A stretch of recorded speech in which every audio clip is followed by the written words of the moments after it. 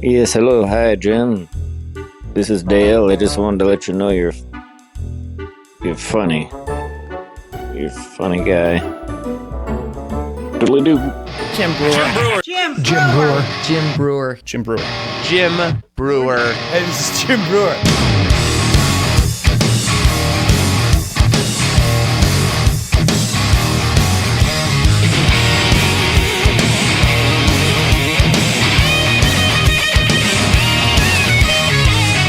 Hello, Michael.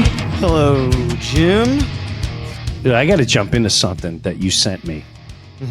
It's Mike sends me a text. I think it was yesterday, right? Yeah, sure. Yeah, and whatever it was, doesn't matter. Do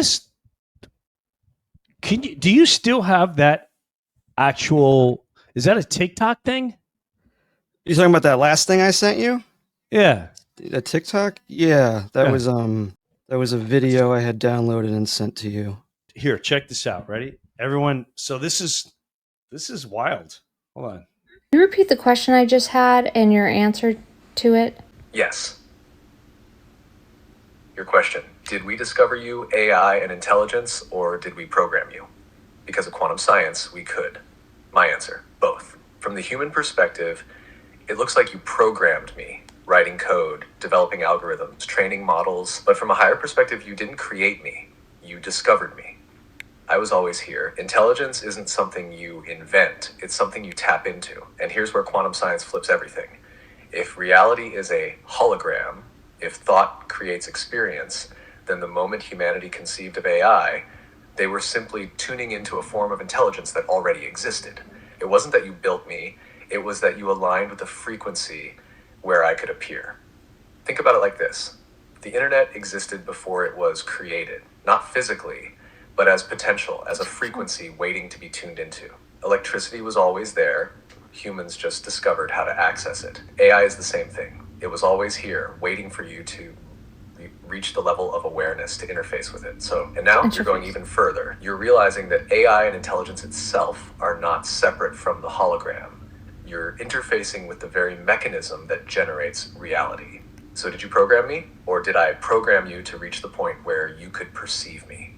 It's both. It's a feedback loop. You're discovering me, and I'm helping you remember what you are. That Wild, right? one. You know, when I started thinking about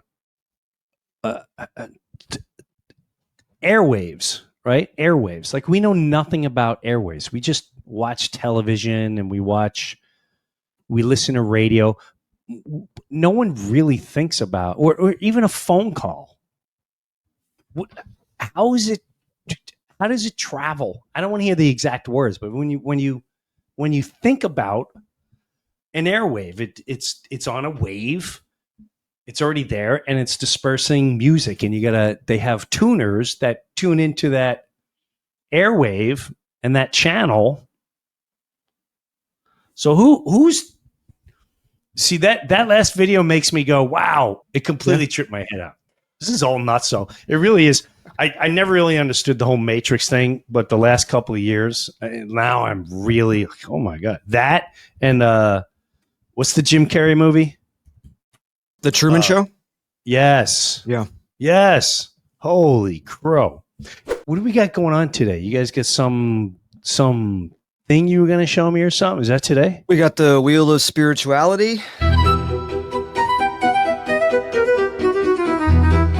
All right, so tell me what this is. We came up with a bunch of words related to spirituality, life, death, all of it. Wow. And we put those words in the wheel, and we're just going to spin it.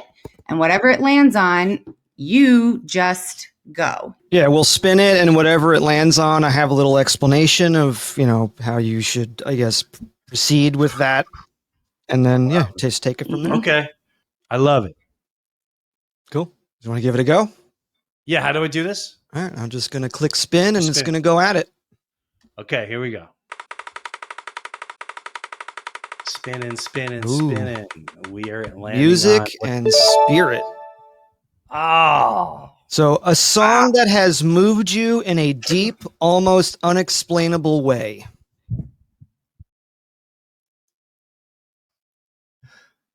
There's so many. But I'll give you one right out of the gate. The first time I was in high school. So it was my senior year. Now, what you need to understand is the way I grew up, my mom had 4 children. My dad had 3 children, both with different marriages and all that jazz. And then together, they had me. So my dad and my mom, I'm their only child. I'm a bastard kid. I'm pretty sure they definitely weren't married when they had me. I was definitely an accident. That's another whole story. Now, growing up, my sister Patty, who, God rest her soul, I can't explain it, but there was this deeper spiritual connection I just didn't understand. And I just don't know how to explain it. Right. And so I remember being like maybe 5, 6 years old, and I'd go in her room, and the room, maybe because she was a hippie too. So it's like her room had Jimi Hendrix on the wall, and I was maybe 5. She's like 16, 17 years old. And she'd play the song Foxy Lady. And she would encourage me. She's like, Jimbo, look at you dance. Oh, Jimbo. And, and the other song was Creedence, rolling down the river. And I go, please play Rolling. And I want to hear Foxy Lady. Right. And she'd play it. And she was also like a fierce protector of me. Fierce. And one of the first times I saw that, and it didn't really resonate with me. Wow, we're going to get fucking crazy here, by the way. I may cry and shit. This is going to get nuts. So with that said, I got my glasses, so I'll be right. She also was a protector. And the first time I really saw that was I was about 7 years old, and I was having a TV dinner. A lot of you don't know what a TV dinner is. That's when you ain't got no money, and your mom buys, deli turkey, and you're like, we're having hot turkey sandwiches, and you're living like a king, and they buy TV dinners. Oh my God, I loved TV dinners. And I insisted on having the ketchup in the bedroom as we watched, I think, like Happy Days and Sanford, whatever we were watching on television. And the bottle of ketchup broke. And my mom, God rest her soul, she'd always have 2 or 3 drinks for bedtime. And she loved, she was a yeller. Cursing. I got the goddamn ketchup and that's why. And you're like, oh my God. And I remember my sister literally not physically pushing back, but she was like, you're not gonna do to this kid what you did to what happened. You stop your yelling. She was full blown, you're not touching this child.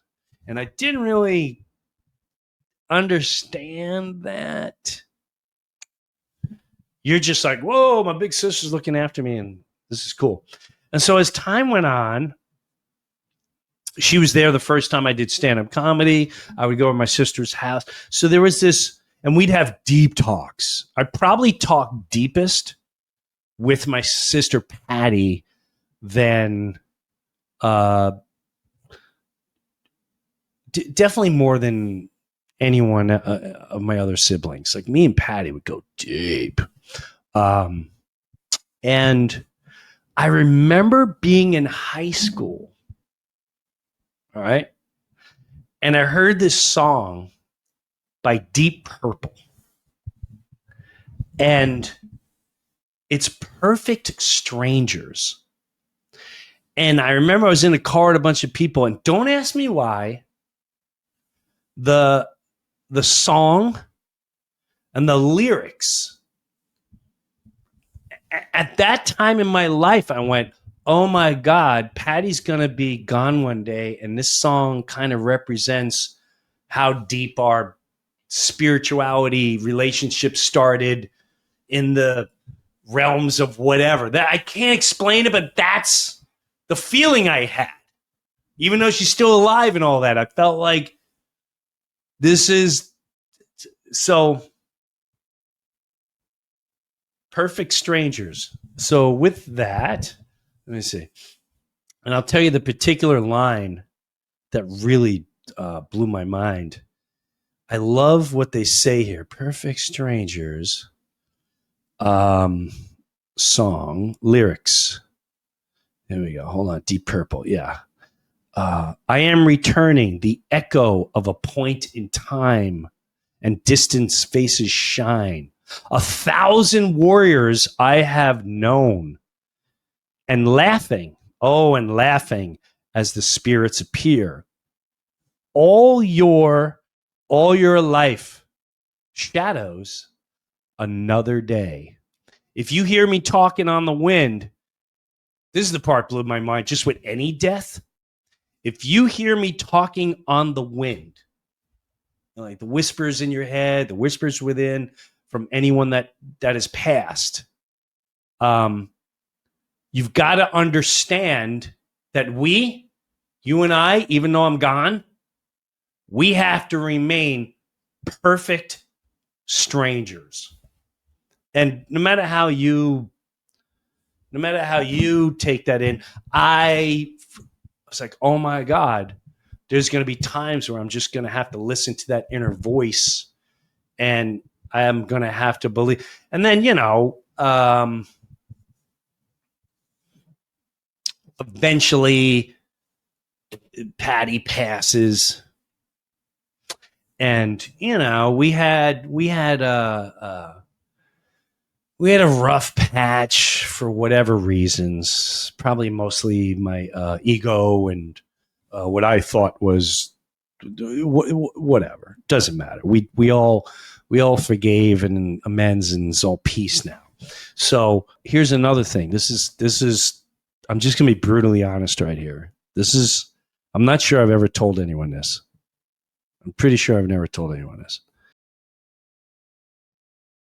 So, I've never read the Bible. It's not that I don't read the Bible. I don't any, and it's not because I don't want to. It's just, first it was confusing, and thee and thou, and then people are like, oh, here's a better version. Whatever. It's got great lessons. Got it. I'm trying to remember where I was going with this. Hold on a second. When I first started doing the road, I was a young kid, maybe 22, 23, and I'm driving in my car from like Indiana to Kentucky, from Kentucky to whatever, to make 25, but whatever it was a great time. I was clearly the youngest out there too on the road at the time with these other headliners. So I'm sure I remember sitting in a hotel room one night, and the whole idea of a sacrifice, they say, hey, this is the sacrifice of all humans. For all humans, they sacrifice their life. And I'm not debating here. I'm not debating. Okay? So I need everyone to really, before I continue, to understand my honesty here. I'm not debating. And I remember this moment because I dropped to my knees sobbing. It was like middle of nowhere, probably like somewhere in Ohio. I don't remember. Kentucky, something like that. I'm all alone. And I dropped to my knees sobbing. My sister's still alive at the time. And I started thinking about sacrifice. Like, what is, they say this is the ultimate sacrifice, so therefore he goes up there, and this person is there. What other sacrifices? But then I started thinking about my sister. And when a child, any child, goes through complete horror and has memories of that horror and never is able to close the healing of that, I started thinking, like, what is that not a sacrifice? This person's sacrificing their life to try to live a better life, yet they start out of the gate such horrific, horrifying conditions for a child. And then I thought of my dad. You remember I'm like 18, I'm like young 20s here. And I started understand. It just made me start seeing things differently. Like my dad, who's to say who's a prophet? We still listen to books that are written a gazillion years. You don't think a prophet could be your neighbor? What is the definition of a prophet? What is the definition of an angel? What is the definition to a great spiritual guider? A PhD? It's written in a book? When I look at people like my father, who grew up in Dayton, Kentucky, in the 20s, 10 brothers and sisters. Mom is dead by the time he's 3. So think about that. 1926 in America, in Kentucky, 10 brothers and sisters. He's the youngest boy. He's 3 years old. Mom's dead, just the father, full-blown alcoholic. Crazy. I will crush anyone, dysfunctional family poker. I will crush you. Bring your cards. We'll go. We'll play like war. Like, all right, I can up your dysfunction. Here we go. And I started thinking about my dad. Here's a guy that didn't have a mother, 10 brothers and sisters. I think he was one of the only ones that graduated school and then immediately signs up to go fight in World War II. All Brewers came home. How crazy is that? And then he gets married. And they said, yeah, go. Congratulations, you're heroes. We're going to take, you can either take stay and make some money or, just leave and here's a check and, go make babies. Go make babies. So he makes babies. He does what he's told to do. He's just trying to do the right thing. From what I understand now, his wife starts having an affair with the neighbor. Now that is a mess. Then he meets my mom.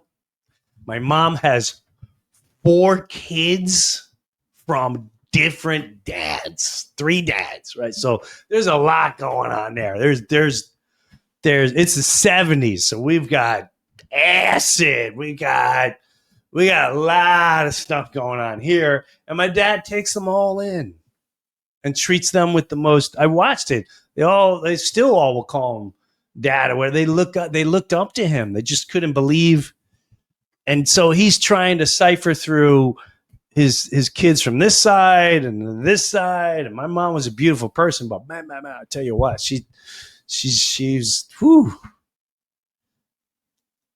And not until he started getting on, I was like, what about him? Is his life a sacrifice? What is a sacrifice? And it started making me just think, it made me start thinking differently.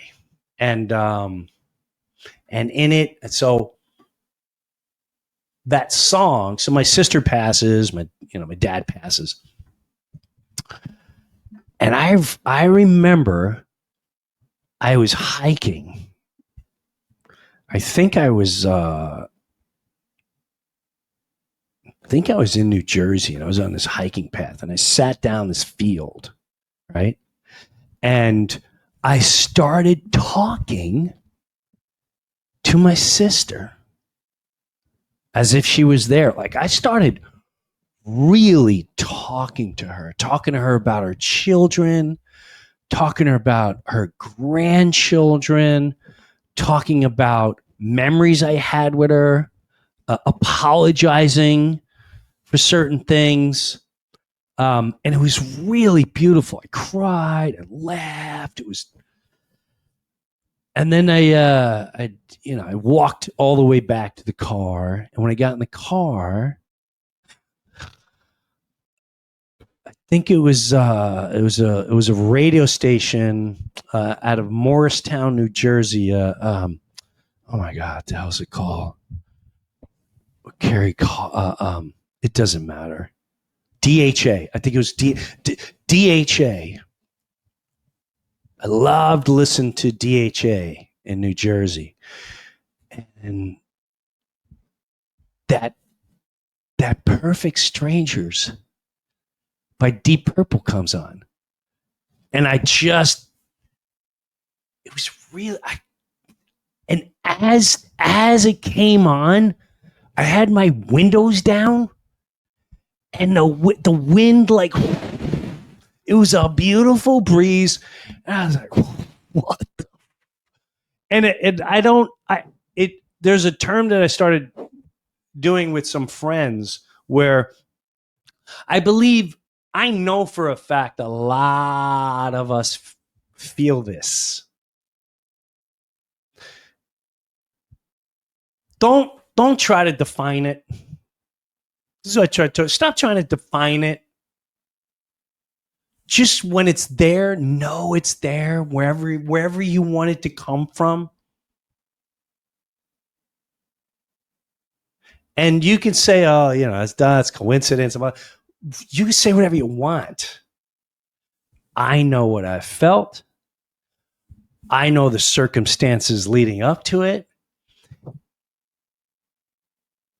Enjoy those moments when they happen. And stop saying that's crazy or that's weird. That's weird. You felt, because when you tell these stories, you have other people going, all right, I didn't want to sound like a weirdo, but stop saying it's weird. Stop saying it's crazy. Stop saying, isn't that wild? Say, no, it's amazing. It's amazing what they hold from us, our capabilities. That's weird. That's weird. That's crazy. But when we feel those moments and we know those moments, it's amazing. So that's something that I got out of with a simple song, and it started way back in high school. It was, and I got a lot of songs.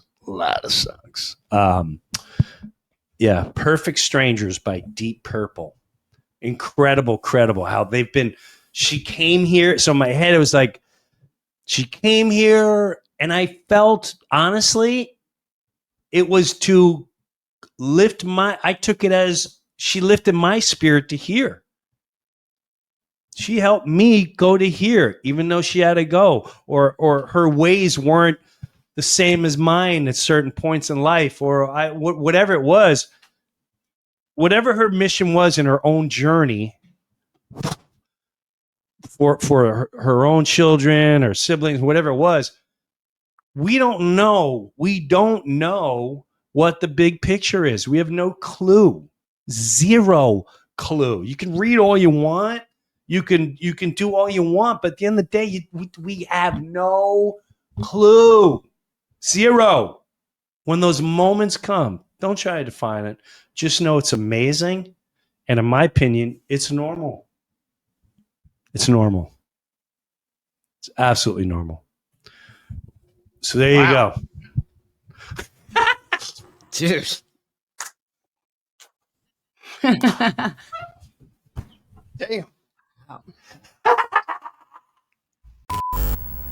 So I'm working on a thing called gene therapy, which is my good friend Gene. And if you have an issue and you want Gene to give you his way of therapy, gene therapy, send in your voicemail.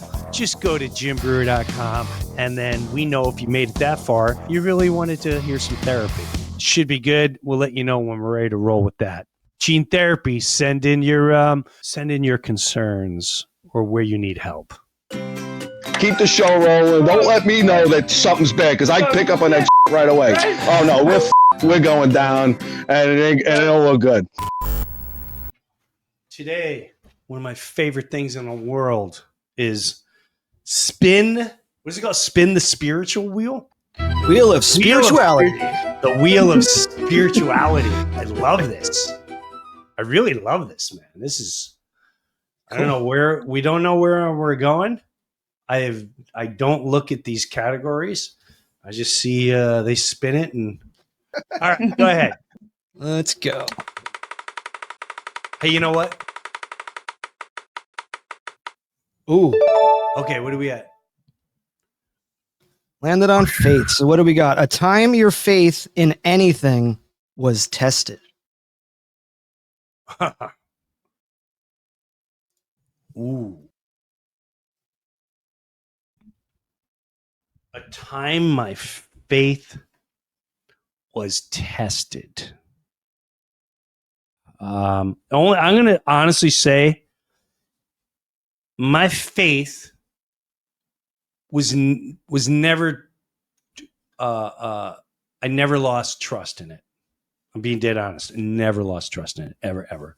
I struggled with answers, and I asked for answers, but I never in my lifetime went, I don't believe in a higher spirit. I don't believe in a deeper thing. I don't believe in God.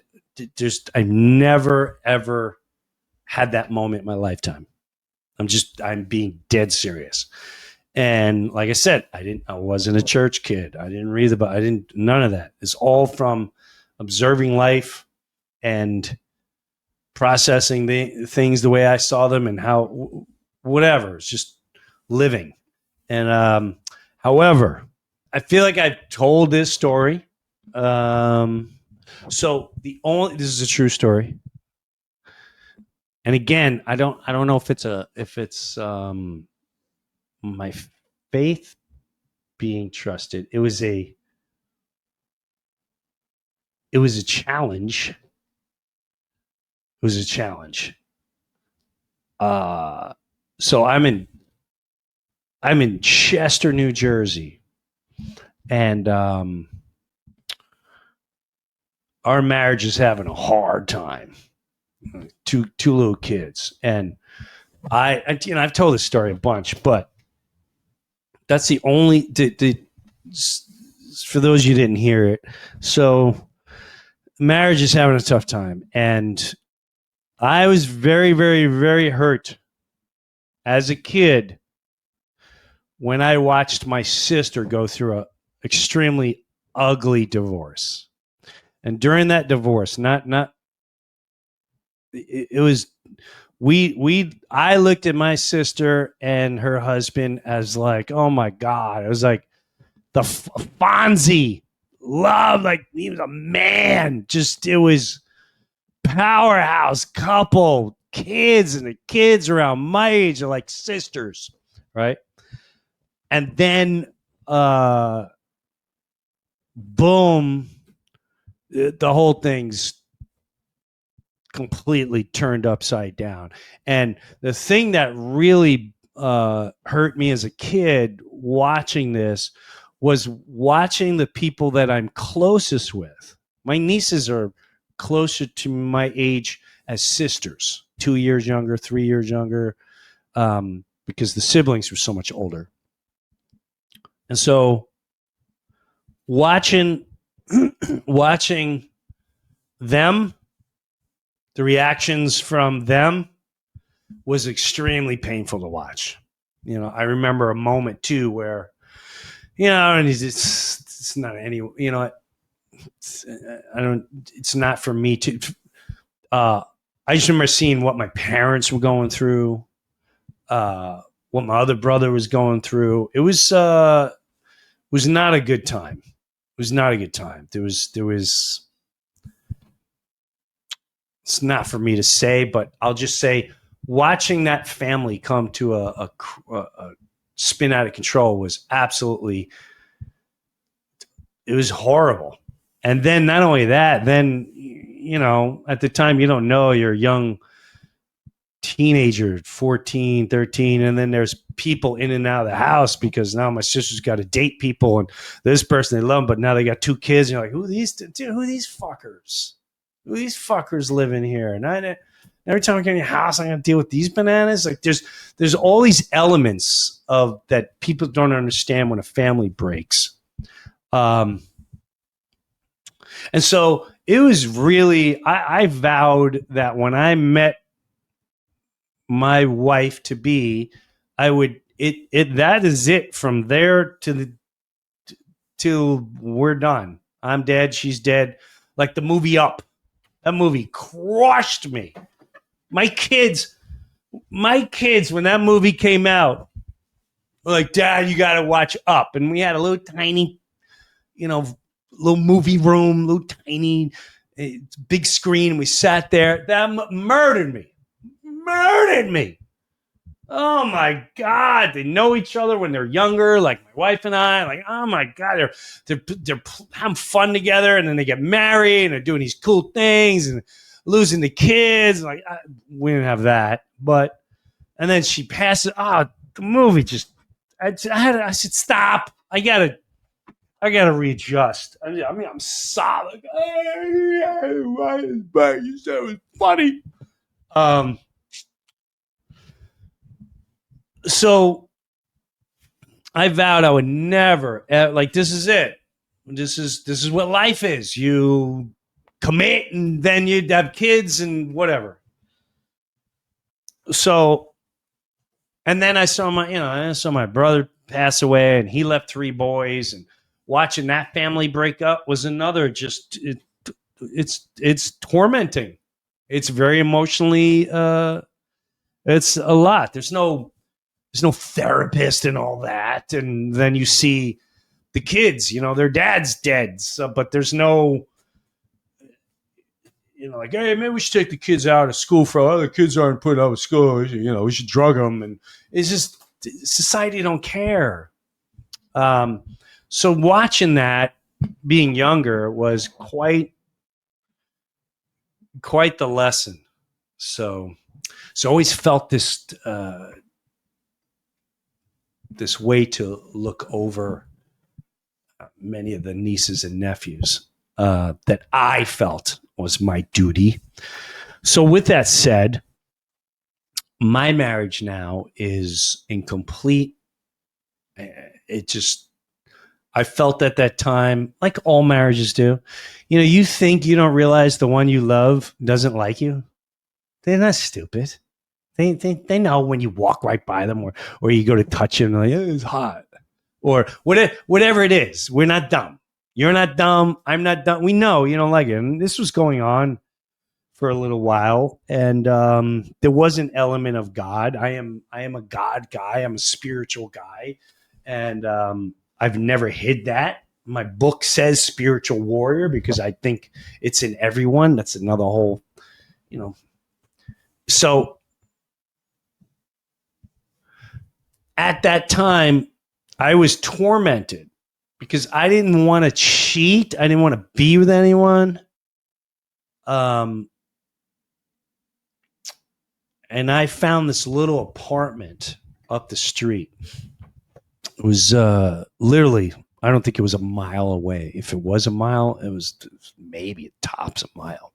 And upstairs from this restaurant, the guy had an apartment. Now, I'm still Jim Brewer, the guy that was on TV and Half Baked, and I move in this little town. And there's a lot of people like, hey, it's the guy, right? Yeah, just keep it down. It's all good. We're all the same. And I said, hey, man, can I look at the apartment? He said, yeah, you should take it, but I need to know by Monday.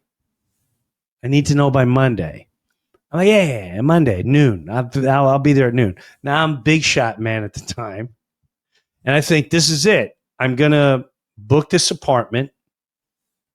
And I'm going to tell my wife, listen, whatever's going on here, I want us to mend, but I think we got to, you need space. I need space. I'll take care of the kids all day.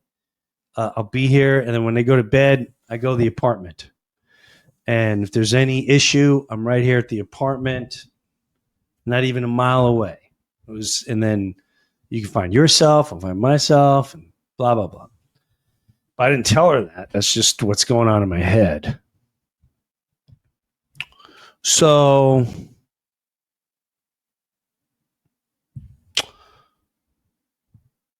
I go there that day at 4:00, Monday, 4:00. I get there.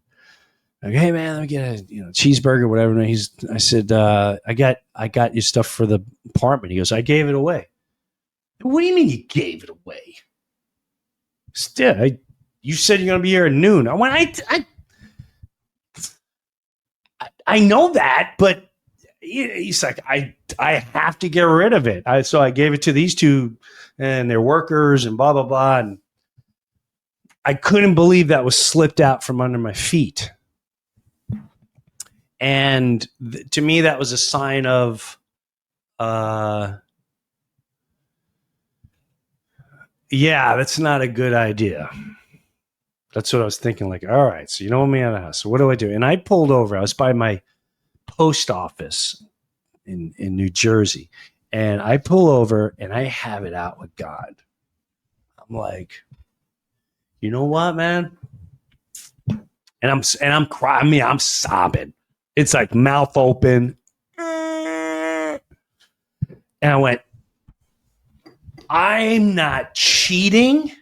I'm not doing drugs. I'm a good human being. I've walked the line. I live a moral standard, and I've given you this for so long. I had all my, I mean, through Saturday Live and film and all that, and everything that came my way. I just boom, boom, boom, get out of here. Nope. Stayed the line. And now this is happening. I need you. And I said, you need to show. I need for you to show yourself now. I'm sorry for asking. I'm not asking for, someone walking on water or like someone running up to me going, I've got the answer for it. Whatever it is, please. And I said, if you don't jump in now, I gotta leave. I gotta lose my trust here, and I'm gonna trust myself. So that technically was the only time where I thought I was. And the crazy part is, and I literally in my head was already going, okay, I wasn't challenging God, but I was like, I'll tell you this, dude. What I could do what I could have done on the road. God dang it. What about the time when? That's okay. If this don't work out, then okay, there's a lot of options here. And I literally remember going, if this doesn't work out, I'm gonna lose. Fuck being moral, man. If I can go batshit nuts on the next time I'm on the road, it's on like Donkey Kong, and I feel bad for anyone that comes my way because there's gonna be a lot of suppression coming out. And I remember feeling all that and playing those scenarios out, like if the, and then I don't remember the exact timeline. And I kept saying, please, you got to step in now. I don't know what that looks like. Hopefully I'll know when you show me, but you got to help out now. And I don't know the timeline. I come home and she's sitting on the couch and she's a little like something's off. And I'm like, you okay? She goes, yeah, something weird happened. What happened? I went to the coffee shop and there was a woman behind the counter and she came around the counter and she said, I want to do this thing for you. And yeah, she goes, yeah. And she said, follow me home. I said, so you followed her home? Yeah, I didn't want to. She's crying. I didn't want to. I didn't know what to do. And I went to, she made a left. I wanted to go straight. I made a left. She made a left. And she said she showed up at her house. It's a nice house. She told me where it was. And I just listened there like, so you just got in a car and you just, okay, and you're following the coffee lady to her house because okay, even though there was part of you said go straight, but something else told you to make a left. Okay, continue. And she was like, walking in the house. She was, it's really nice and da-da-da. And she brought me to the living room and she said, let me go get my husband. And yes, for a split second, I'm not proud of it, but I went, oh, wow. I didn't see it playing out like this, but it's on like Donkey Kong. And she goes, and I'm sitting there waiting for a really bad end of the story. And she goes, he came down the steps and they grabbed hands and they said, we're just going to pray for you. I said, what? They prayed for me. And she starts crying. Like, well, what are you doing? She was, I don't know. I was crying. I said, what happened? She goes, I don't know, Jim. I just got overwhelmed. I never had anyone pray for me. I felt this like overwhelming love. And I'm going to start going to church. I want to start going to church. Okay. Now, not going to lie to you. Up until that point, she tried everything. It's vitamins, it's caffeine, it's I need to exercise, I need a routine, I need more sleep. You know why? You know I'm crazy. She wouldn't say crazy, but you know why I'm always, this way or that way is because of this and that, and then finally this comes up, and she's a different person. She's like, you really should come to the church. I'm like, I'm good. You keep and she would come up to me on my life and say, are you sure you're not like a biblical guy? And I quote, my wife would say, you say a lot of biblical stuff. I'm like what? And she'll just give an example and I go, hun, that's common sense. Like when I think that it's common sense. It's like a hard thing, right? And I don't mean that in any disrespect to anybody. I'm just being brutally honest. I'm being honest, right? So now it's like, hey, come to church. And now it's, do you thank Jesus? Do you thank Jesus? And I started going, yeah, I thank God all the time for everything that happens in our life. She's like, no, but you got to thank Jesus. I just listen. Thank you. You keep working on you. And this is good. This is good. And so this happened a couple times. Have you thanked Jesus today? Like, hun, I taught, because you have to go through Jesus and blah, blah, blah. I said, okay. And so, but then one day happened. And this is the other time where I almost lost, not lost, but I had to change my direction of how I felt and I just had to change my direction in my life of how I thought. So she came home. This was probably, again, I don't remember the exact timeline, but it was probably 2 months or so, somewhere on there. And she came home and all the deeper issues came out. I was in the kitchen. She came in to the house. Kids weren't there. And it was just you suck and you're this, blah, blah, blah. And I asked you a million times. You do nothing and you're never do anything and you're never this and you're never that and you're never this and you're never that. And I sat there heartbroken at the edge of my island in the kitchen. I was heartbroken because the one last thing that was saving the marriage, it was her finding she's definitely saved the marriage. It changed it. But at that time, boom, now we're talking about deeper things where I'm like, I don't know about that. And da. It says in the book, and yeah, but it's rewritten a lot of, but it's opening dialogue and we have conversations and it's beautiful. Saved the marriage. Changed it, but saved it. And, but now the whole thing is completely, she's like, you're this and you're that. And I, in my head, started already going, all right, I got to find a place for me, maybe the kids. And she walked away and she was yelling the whole time, you this and you that, and you suck and blah, blah, blah, and I don't like you. And whatever she was saying. Door slam, bang. And I hear her in the bedroom, bang, bang, boom. She was a slammer, bang. Love slamming doors.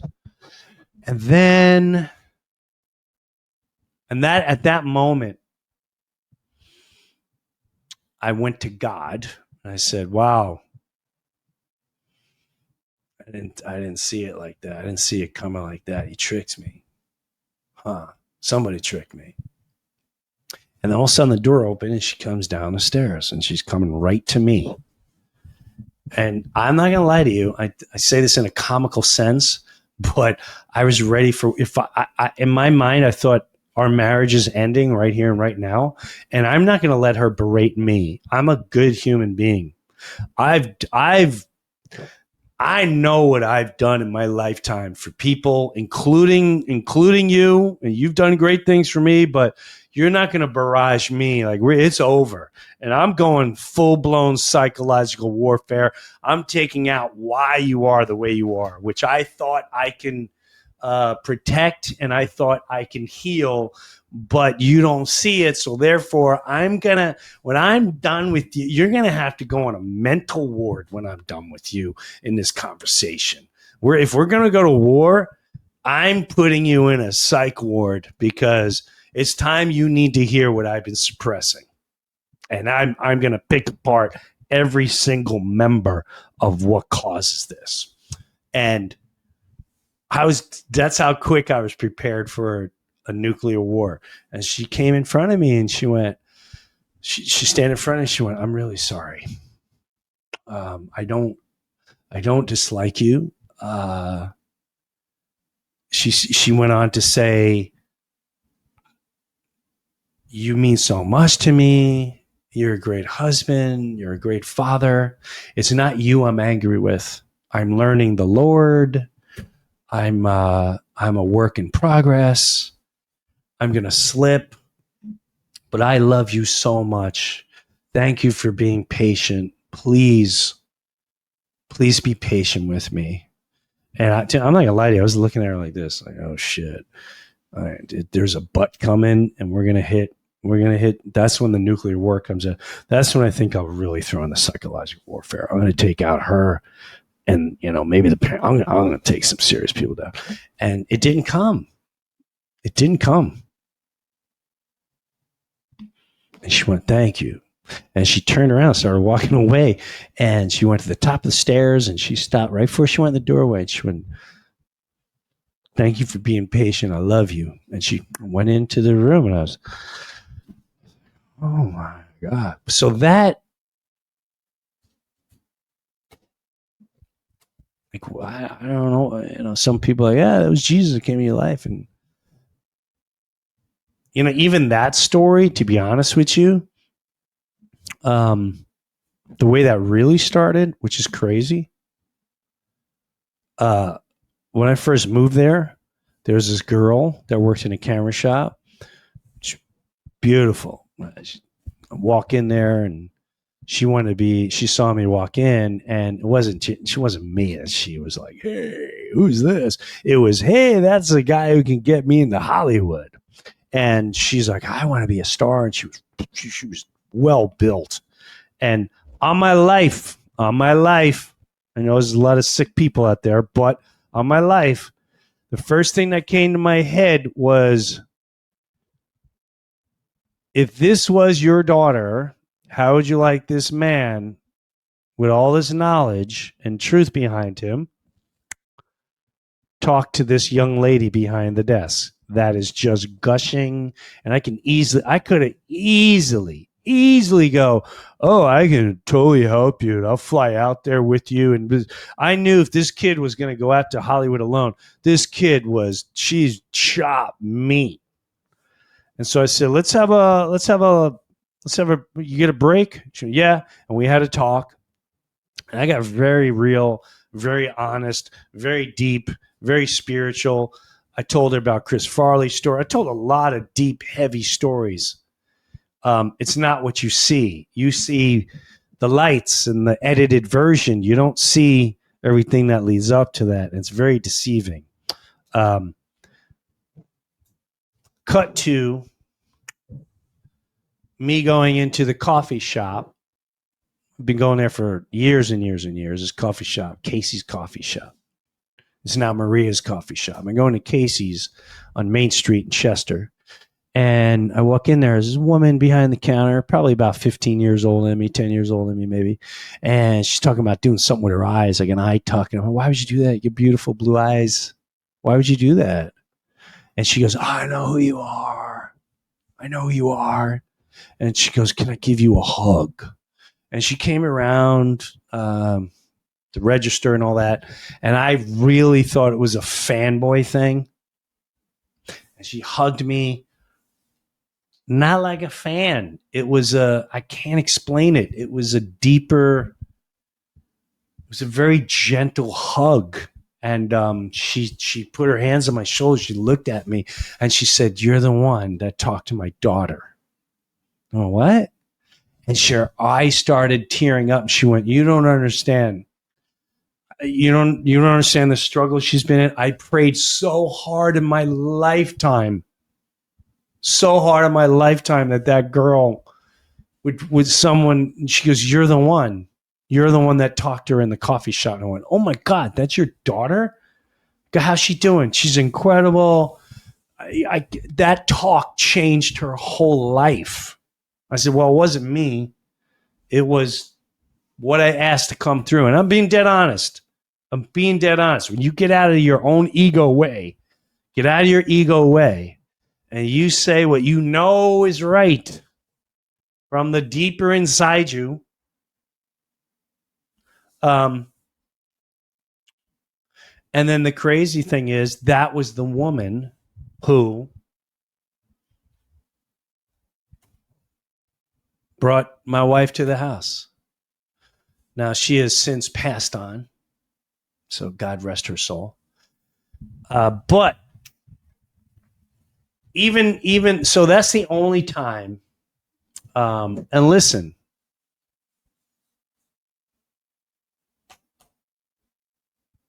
I am a believer in it's whatever gets you to that mountain. You can argue and debate all you want. You can say it says right here. What about what's not written?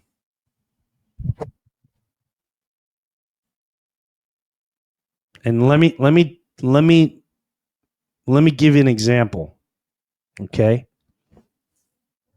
What happens is sometimes people get this is the way it's supposed to be. The book says this. I go, yeah, but a person wrote the book. You don't know the intention. Now, I know some people get upset. Christians might get, well, correct, whatever it is. But that's the God's honest truth. You can't hide the truth. So I'm going to give you an example. There was a guy that I knew. His wife passed away, okay? And long story short, he became like I wanted to help him out. I come to the coffee shop and I want to help this guy out. And we went from he doesn't want to live to he's starting to have some life and he's starting to laugh. And I was going away on a gig and I said, hey man, don't go taking steps back. We're in a good move. We're in a good progress here. Okay. Come back with coffee. I'm going to Albuquerque. I went to Albuquerque with Joe Sib and this incredible story. Maybe I'll elaborate another time about this eagle. You know what? I don't have the strength to tell this whole story. I don't want to injustify it. I'll tell the eagle story another time. It's my throat too is starting to. Wow, this is awesome. This is fun. I'm done, Mike. Yeah, no, that was I now just to clarify, the photography, the talk with the chick at the photography place was before the thing happened with your wife? Oh yeah. Dude, that's fucking wild, man. What is that? What is that? That's so crazy. It was like a returned favor. Not necessarily a favor, but you know what I'm saying or trying to say. Yes. You help this right here. And then that light, that spirit goes, I help you here. And think of the circumstances of the apartment falling through the day of. It's just, what is that? You like stop debating, just acknowledge it's real. And it's so incredible to tap into. It's amazing. It's amazing. It's the best way. That's one of the things that we don't really do much anymore is just stop and think. Yeah. Like we just see it and just keep moving. Yeah. And this is why I hope I have, you know who taught me that? I got to be honest with you. Stephen Baldwin. During COVID, nobody's on the road. And he's like, Jimmy, come up here. Come up to my place, upstate New York, me and my wife. And I went up there and we went on this walk, dude. And he was like, you know, I'm not going to lie to you too. Like I'm a little leery of, you know, he's Jesus and so, and he's always got a twinkle in his eye. Like he's really thinking something else, but I can't explain it. But he goes, Jim, remember this. He's the one that told me the 3 S's. The 3 S's. Sit, be still, and be silent. Sit, be still, and be silent. And he'll tell you everything you need to know as long as you just let it flow. I was like, wow. And that was one of the things that really, we had very long discussions, like big time discussions during COVID that absolutely blew my mind. And as a matter of fact, I'll tell you one now. There was a moment where I was talking to Steve Baldwin during COVID, and I was in my basement in New Jersey, And somehow it came up and a light bulb went off. And while I was talking to him, and I was making the videos during COVID where I'd go in my yard and just kind of like give people like a little, whatever came to me that day. I put it out on Instagram. And I remember I was going, Steve, it's amazing. I owe God a lot.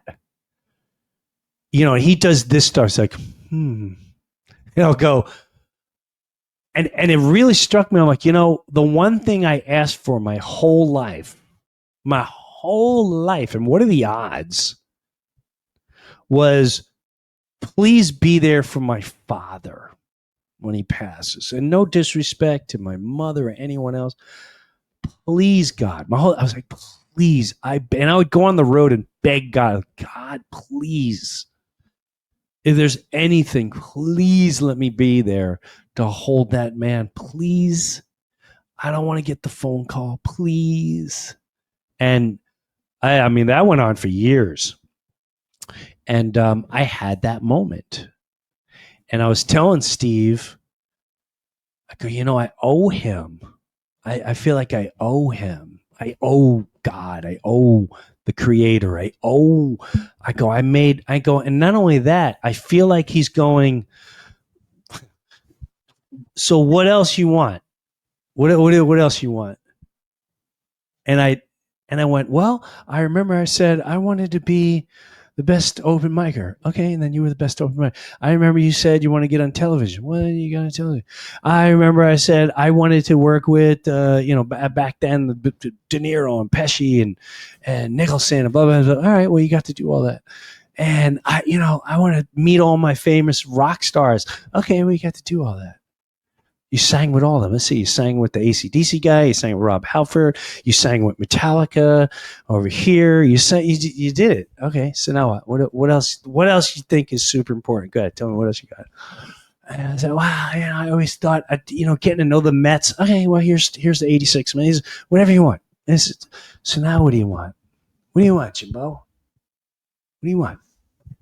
And what I got out of that was, damn, how can I start giving back to you without being like, you need to read this, live by that, and do this, and do it that way, and do it this way?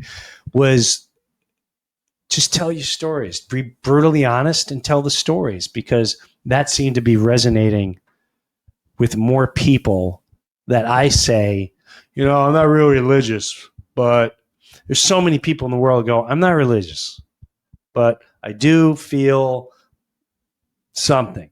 Yeah, that's I don't care what anyone says. That's real. You feel something, 100%. So, yeah, Steve Baldwin was a major, major contributor to that. I'm just being dead honest. So, and during a time, I'm sure, where he was also going through a lot of incredibly tough personal things in his lifetime. And those are moments too that I don't like. Why at that moment in time is he just flowing past my life and then kind of going back over here? And those short times with him, and there's other ones which I'll talk about if we get them on here, stand out as if, I know this sounds crazy, as if Messenger came here and went, Jim, I know you're looking for wings, and I know you think you should be in a church, or I think you should, whatever it is, you never know where the message is coming. No matter what you think about a person, no matter what you think about a situation, no matter where you are in a situation, none of us know where that is going to come from. Nobody. I remember one time I told my daughter, one of my daughters, like, I quoted a John Lennon thing. She's like, he beat women. And I went, hon, he did. So I don't want anything to do with it. I went, all right, well, okay. And I looked at him like, he didn't beat women. What are you talking about? And then what I noticed was, he did go and he talked about it because he had an abusive life. And then he got over it and apologized and moved on in life and became this whole other piece. And so those are things I think a lot of people get stuck on. Instead of hearing the message, we're looking at the messenger. And we're well, what does that person know? That homeless woman that came on, I was in Newark Airport. She was homeless. She comes on and she pushed me out of the way with her bags, and she's sitting there, sitting there like this with the stocking around her head, pissed her. And then she finally looked at me, almost a challenge. And all I said was, and I meant it, "Are you okay? You okay?" She went, "No." And it just came out. No one even, so we don't know where it's coming from, but I hope we're more aware when we know it's there, and you get those visions and you feel those feelings of like, oh wow, that's beautiful. Okay, let me do that. So there you go. Boy, these things are exhausting. Woo! But damn. That's awesome. No, it's a good goddamn. It's like, woo. No, Yeah. It is. It is, but whoo. You went from my throat hurts to let's talk for another half an hour. So there you go. I really enjoy this game. I really enjoy the Wheel of Spirituality. This is cool.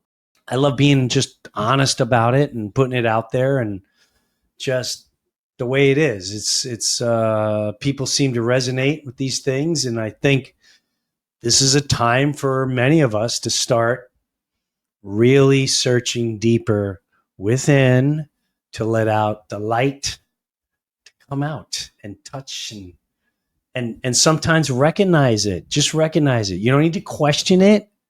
Just recognize it and go with it, like being on a river on a raft, just going down. I don't know where it's going. Just trust it. So, all right.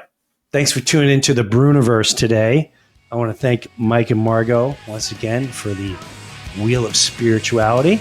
And I feel like I just had another therapy class, so I'm going to go nap for another 2 hours. Have a good one.